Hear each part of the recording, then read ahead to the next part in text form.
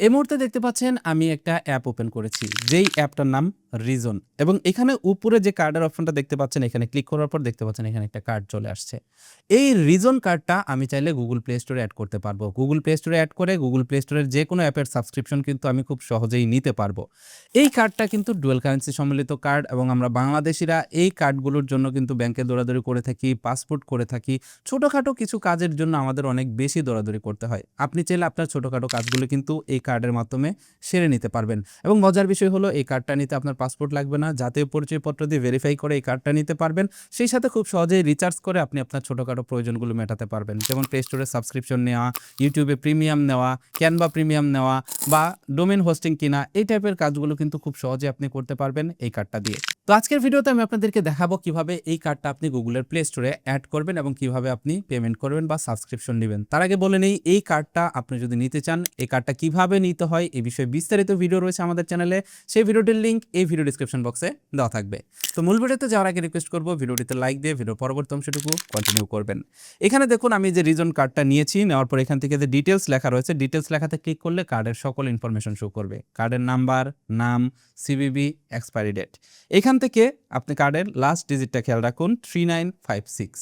এই 3956 কার্ডটা আমি আমার গুগল প্লে স্টোরে অ্যাড করব আমার অ্যান্ড্রয়েড ফোনে। তো দেখুন আমার সামনে এইখানে একটা অ্যান্ড্রয়েড ফোন আছে, এবং এখান থেকে আমি প্লে স্টোরে চলে যাচ্ছি। প্লে স্টোরে আসার পর এইখানে দেখুন আমার এই যে প্রোফাইল আইকন রয়েছে, এই প্রোফাইল আইকনে ক্লিক করলাম। এখান থেকে সিলেক্ট করলাম payment and subscription. Payment and সাবস্ক্রিপশনে ক্লিক করার পর এখানে দেখুন পেমেন্ট মেথড রয়েছে, পেমেন্ট মেথড লেখাতে ক্লিক করলাম। পেমেন্ট মেথডে ক্লিক করার পর দেখতে পাচ্ছেন এখানে কোনো কার্ড অ্যাড করা নেই। আমি এখান থেকে add debit or credit card এটা সিলেক্ট করলাম। এটা সিলেক্ট করার পর আপনি দেখতে পাচ্ছেন এখানে কার্ডের ইনফরমেশন দিতে বলা হচ্ছে।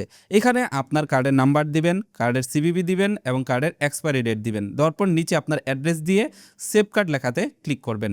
এবার আমি রিজন অ্যাপের ভিতরে চলে যাব।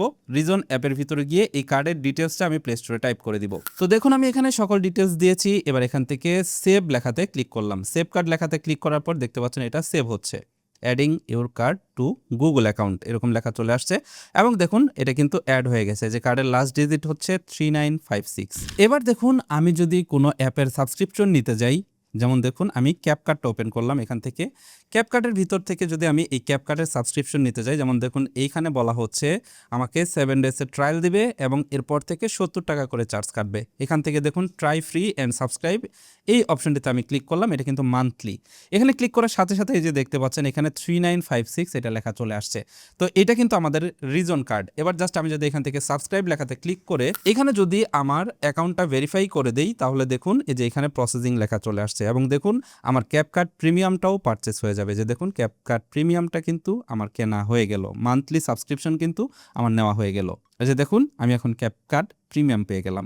এবার দেখুন আমি যদি রিজন অ্যাপের ভিতরে ঢুকি এবং এটাকে যদি আমি রিফ্রেশ করি, তাহলে দেখুন এইখানে আমার কিন্তু কোনো চার্জ করেনি। তার কারণ রিজন অ্যাপ কিন্তু এটাতে কিন্তু ফ্রি সাবস্ক্রিপশন নিতে পারছেন, মানে ট্রায়াল ভার্সনটা কিন্তু ফ্রিতে নিতে পারছেন এই রিজন অ্যাপের মাধ্যমে এবং রিজন কার্ডের মাধ্যমে। এর পরবর্তীতে কিন্তু আপনার এই কার্ড থেকে চার্জ করা হবে। আরেকটা বিষয় মাথায় রাখবেন, এই কার্ড যে মেইলে অ্যাড করবেন, যে প্লে স্টোরে অ্যাড করবেন, সেখান থেকে প্রয়োজন না হলে পরবর্তীতে সেটা রিমুভ করে দেবেন। তা না হলে কিন্তু বারবার বিভিন্ন অ্যাপ থেকে আপনি যে অ্যাপে সাবস্ক্রিপশন নিয়ে রাখবেন সেগুলো থেকে কিন্তু বারবার চার্জ করবে। আপনার অ্যাকাউন্টে ব্যালেন্স না থাকলে কিন্তু ডিক্লাইন আসবে, তখন কিন্তু ডিক্লাইন ফি কাটবে এবং আপনার কার্ডটাও কিন্তু ফ্রিজ করে দিতে পারে। তো এইভাবে আপনি চাইলে একটা রিজন কার্ড নিয়ে খুব সহজেই আপনি সেটাকে প্লে স্টোরে অ্যাড করতে পারবেন। সেটা দিয়ে আপনি ক্যাপকার্ট প্রিমিয়াম, ক্যানভা প্রিমিয়াম সহ ছোটোখাটো সকল কাজ করতে পারবেন। তো আজকের ভিডিওটি আপনার কাছে কেমন লাগলো সেটা কমেন্ট করে জানাবেন। কার্ড কিভাবে নিতে হয় সেটা কিন্তু এই ভিডিও ডিসক্রিপশন বক্সে দেওয়া আছে।